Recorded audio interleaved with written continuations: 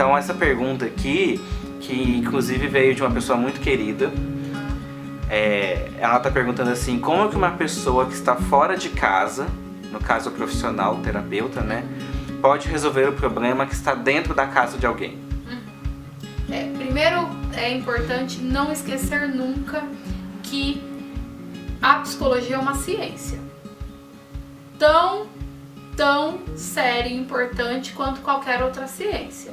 Esse é o primeiro ponto. Kelly, do que você está falando? Eu estou falando que nós temos técnicas para entender esse ambiente sem estar lá. Né? A gente trabalhou muito para que isso aconteça. Eu vou dar um exemplo.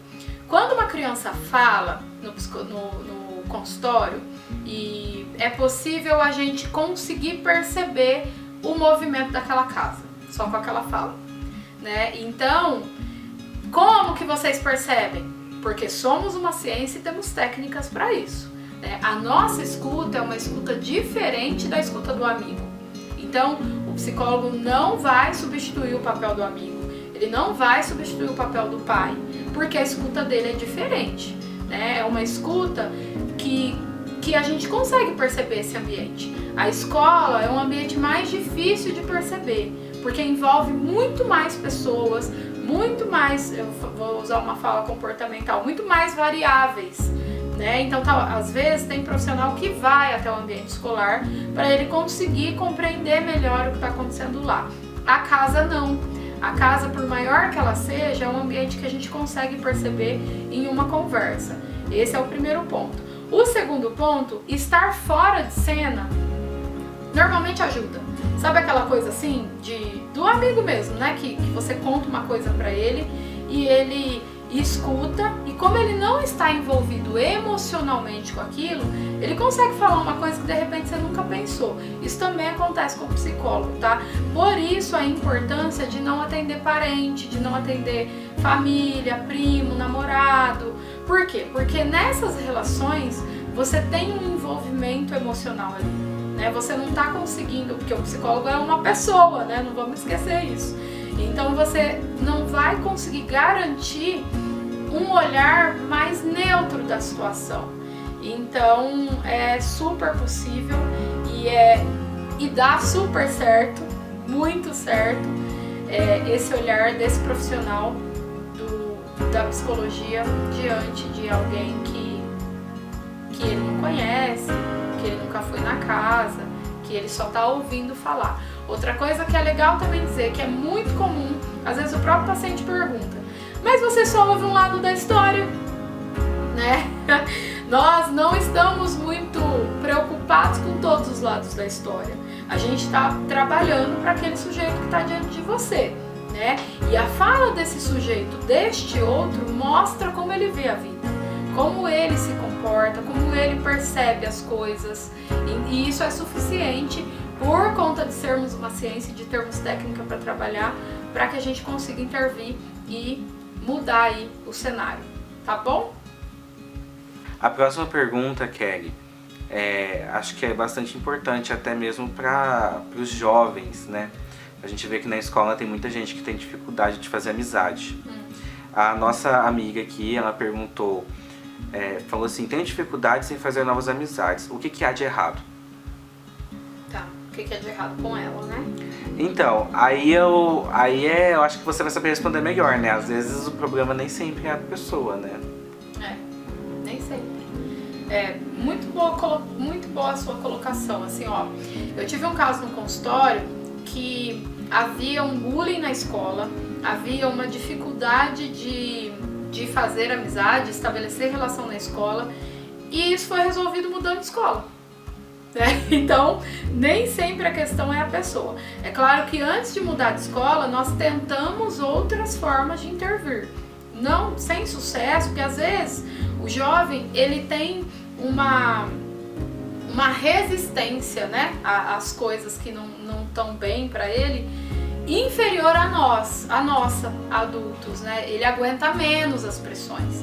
Então, muitas vezes quando a gente fica tentando pensar em outras saídas de conviver ali naquele ambiente, ele já está saturado, às vezes porque ele demorou demais para contar, demorou demais para ver o psicólogo.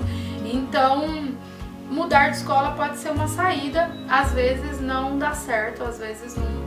Mudar de escola, o problema não resolve. Também tem um caso assim no consultório, que mudar de escola não adiantou, porque a memória do que aconteceu na escola anterior foi junto com ele, e isso já é um problema para ele, já tá mais grave, já tá mais acentuado. Então tudo depende, tá? Se for uma questão da dificuldade desta pessoa em fazer amizade, a gente vai observar muito em como ela se relaciona de modo geral, né? Será que ela tem dificuldade só para fazer amigos? Será que ela tem dificuldade em grupos grandes? Ou se ela tiver um amigo, tá bom? Ou ela quer ser da galera? Então nós vamos avaliar cada caso pontualmente, né? E normalmente a própria pessoa na fala dela, ela vai mostrar qual que é a dificuldade real que ela tem. E aí nós vamos começar a compreender, para que ela também compreenda quais são as ferramentas que ela pode utilizar para mudar isso. Mas eu acho difícil responder de maneira exata, porque tem que ver isso, né? Às vezes dá para mudar de escola, às vezes essa pessoa já tem uma dificuldade de relação no geral, na vida dela, ela nunca teve muitos amigos, às vezes ela teve uma fala pontual de alguma coisa que fez ela se afastar das pessoas. Muitas vezes, gente, a pessoa chega lá e ela fala, olha, meu problema é fazer amigos. E conforme as sessões vão acontecendo, a gente identifica que não é esse o problema, que esse é um reflexo, né? Isso é uma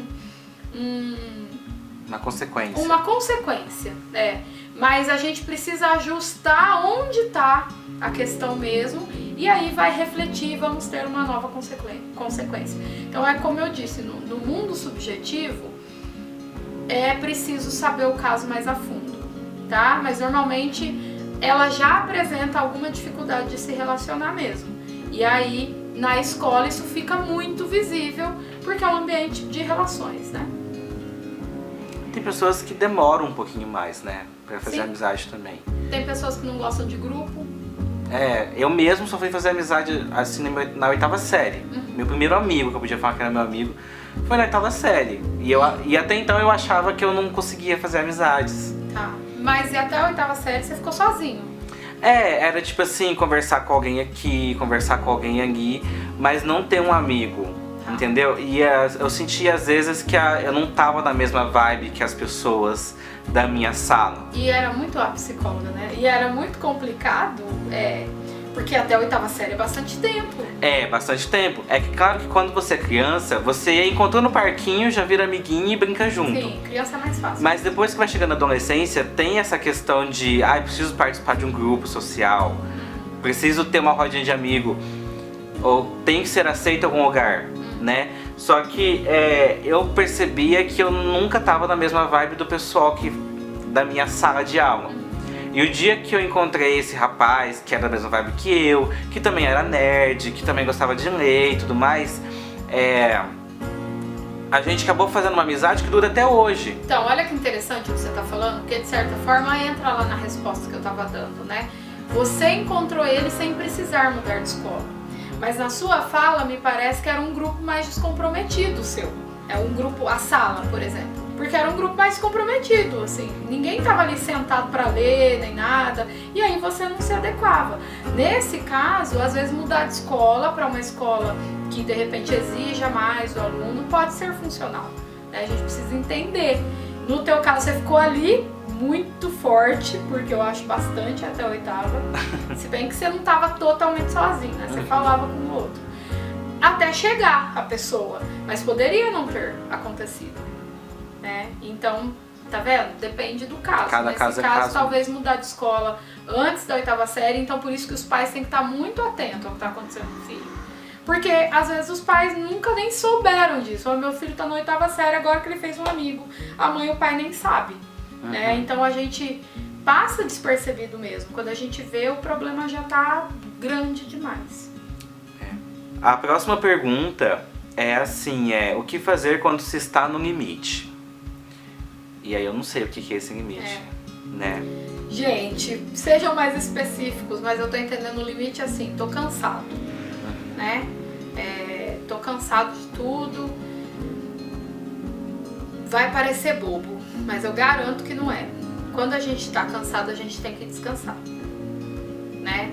Se eu tô no meu limite emocional, eu tenho que olhar para minha vida emocional. Se eu tô no meu limite físico, porque eu tô trabalhando demais, eu tô exigindo muito da minha mente, do meu corpo, eu tenho que tirar um tempo de descanso.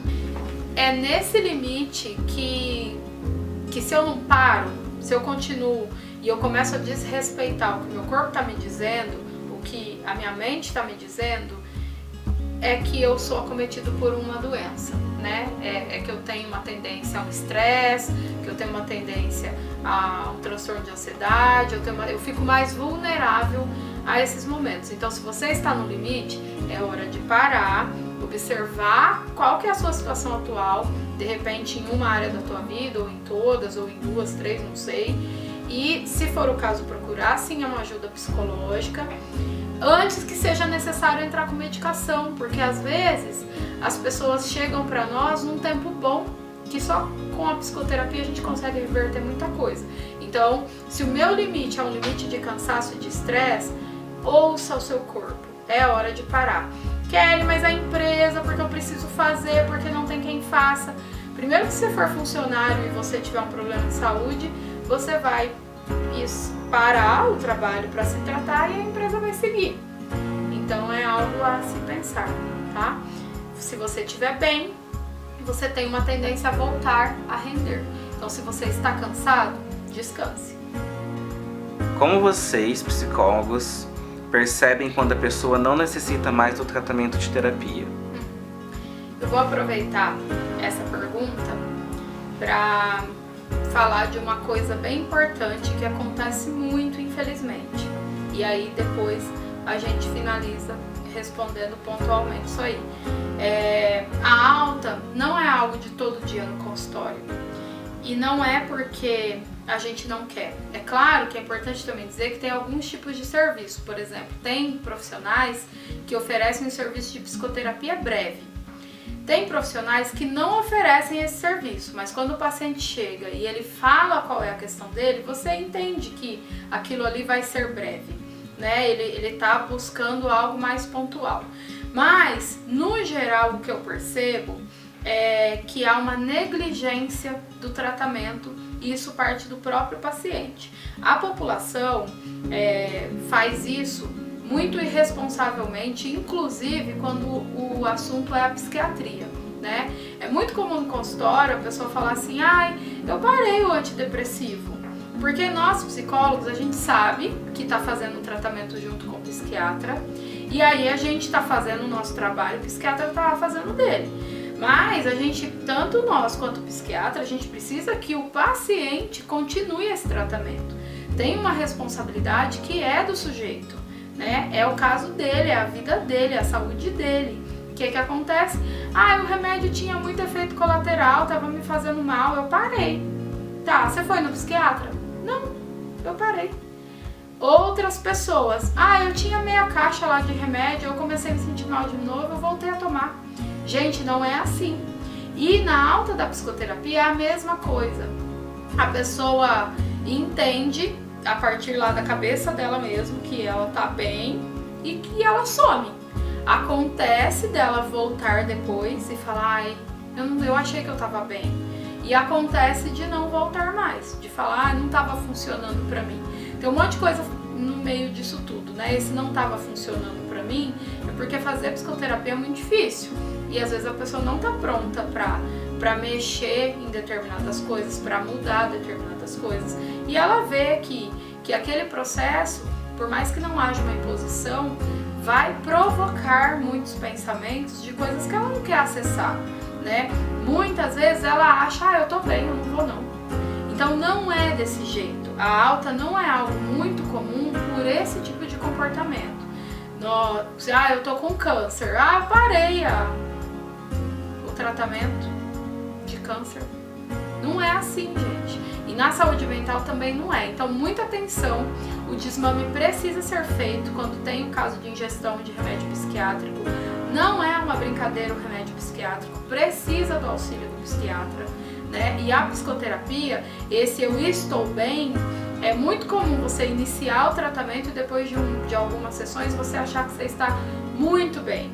E depois você tem o que vocês mesmos falam, eu tive uma recaída. O processo não estava terminado, tá? Então não é algo tão comum porque não chega nesse ponto, infelizmente. É um entra e sai de pessoas muito grande. Por outro lado, tem muitos pacientes que gostam muito da psicoterapia. Às vezes ele muda de psicólogo, mas ele se mantém em terapia. Tem casos que a gente vai dar alta e o paciente não quer aceitar. Tem casos que a gente dá alta, ele aceita, mas ele procura outro profissional. A gente ouve falar de tudo isso, tá? Quando que a alta acontece? Quando ele se ele tiver um caso pontual, como eu falei no início, né? E aí ele mesmo no início ele diz mais ou menos o que ele está esperando daquele processo. Quando nós já estamos juntos há muito tempo, e aí é óbvio, cria-se uma relação onde em algum momento nós mesmos profissionais percebemos que aquela pessoa está muito ligada já ao processo, e aí o processo fica com dificuldade de avanço. E aí normalmente a gente pede ou para parar as sessões, né, e aí dá alta médica, ou então a gente pede para fazer uma suspensão, pode acontecer também, tá? Outra coisa, isso também depende da abordagem. Se o profissional achar que há uma dependência do profissional, é muito comum ele falar, não, precisa andar ali um pouco com as próprias pernas, porque não pode estabelecer essa relação de dependência. A ideia não é que vocês deixem de ser dependentes lá em sociedade, no seu dia a dia, e passe a ser dependente da gente, né? Então assim, ninguém vai ficar para sempre em psicoterapia. Pessoas que fazem psicoterapia desde criança, tem muita gente que faz, elas às vezes param um tempo, depois voltam. Isso é comum, mas o que não pode é o negligenciamento. Então, aproveitando aí a pergunta do seguidor para fazer esses esclarecimentos, tá bom? Então é isso, gente. Eu espero ter conseguido responder todo mundo. Se houver mais dúvidas, mais questionamentos, conforme for tendo demanda, a gente vai fazendo esses vídeos intermediários, as entrevistas e colocando lá no canal, tá? Mande para nós, coloque aí nos comentários ou manda lá no Instagram mesmo, e-mail, como vocês acham. Quem tem contato comigo pode mandar pelo WhatsApp, não tem problema nenhum. Tem a página também no Facebook. Aqui na descrição do vídeo tem todos esses contatos nossos, tá bom? Espero que vocês tenham gostado, espero ter conseguido responder todo mundo. E se faltou em alguma coisa, vocês vão falando conosco que a gente vai fazendo. Um beijo e até o próximo vídeo.